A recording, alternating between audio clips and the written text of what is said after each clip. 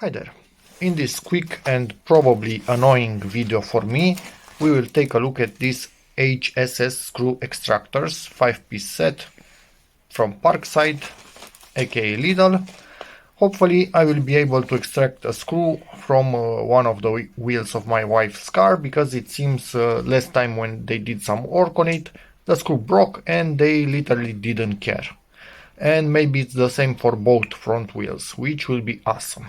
So yeah, it can extract screws from 6 to 12 millimeters, and basically not really any info on how to do this, but I think you simply drill a hole and yeah, try to get this thingy in.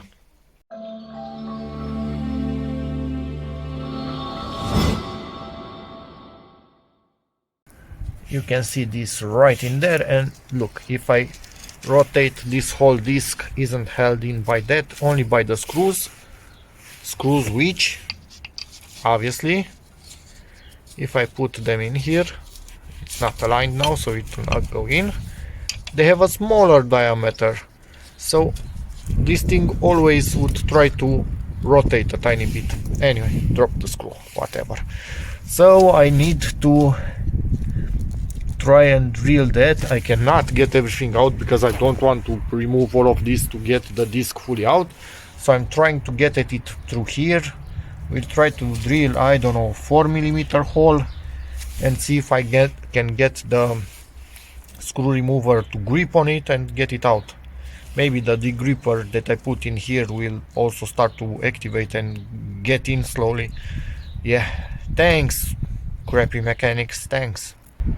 Drill the hole in the middle of the screw. Now I'm going to try and put in the extractor and see what it does.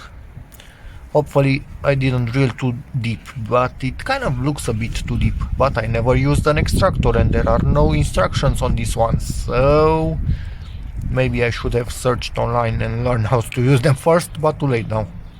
Yeah, it's not gripping, so I think you're not supposed to actually pre-drill a hole. So I did a boo-boo. Now I'm going to insist on drilling through, recreate the thread because I have taps, and put in here a new screw. Nothing else that I can do in the end. Did a quick read on screw extractors, and there are so many types, so many types. Some of them work with something like this, some of them need to be used by hand with something like this, but this doesn't have the proper end from what I can see in here to use it with this, because it should be square. Maybe this screw is at the limit of what this can do, and it can only do more, but I think it's a 6 millimeter. It shouldn't be a 5, because the hole that I drilled, it's a 4 millimeter, so the screw should be 6 from what I'm seeing it. But yeah, I'm going to try and smack this in with a hammer. It seems some of them you need to smack them and get stuck in there, but this doesn't seem to be the type that you smack in there. This should just lock itself, so I don't know, it's a bit weird. I don't know why they don't give any instructions in here, honestly.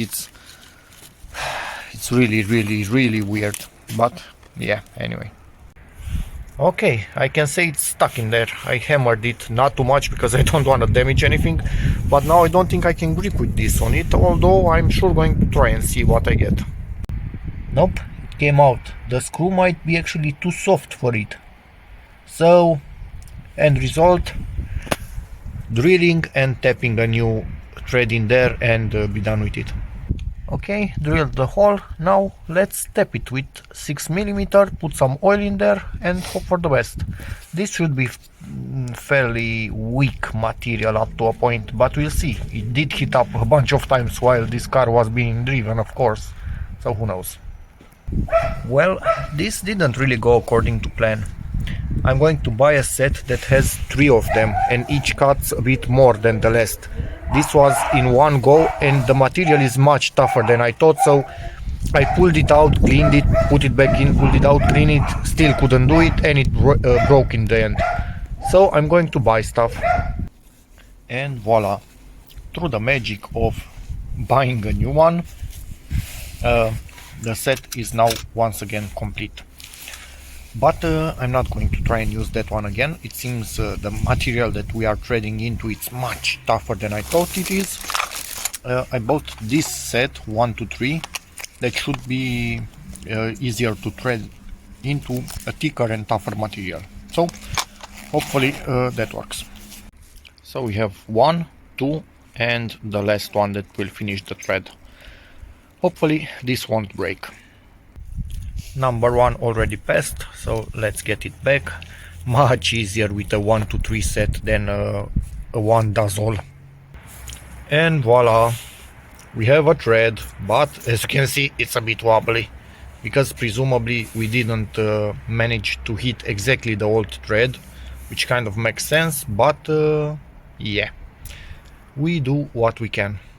It's better than no screw at all for sure. From the old days of fixing cars, I present you the copper wire in the thread. So hopefully this will lock it in place, because I don't have anything else that could withstand the temperatures in here without being destroyed. Well, that didn't work, so I'm going to tie I'm going to cut tie is in Romanian. I'm going to cut a sheet from this thin copper and put the sheet in there, and this should make its mark on it and hold everything in place. Sheet is in there. Now let's put this and hope for the best. And it's finally done. Wheel on top of this, and I don't want to hear about this anymore ever. Same issue on wheel number 2, but now we are only putting in wheel number 1 trade maker, or how these things are called.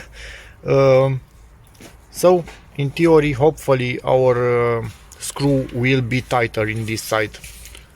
So I need to get it out because I finished the hole. Camera, please focus. In this side the play is a bit better, but still kind of loosey-goosey. So we are still going to use a small sheet of brass plate. And I'm done with this.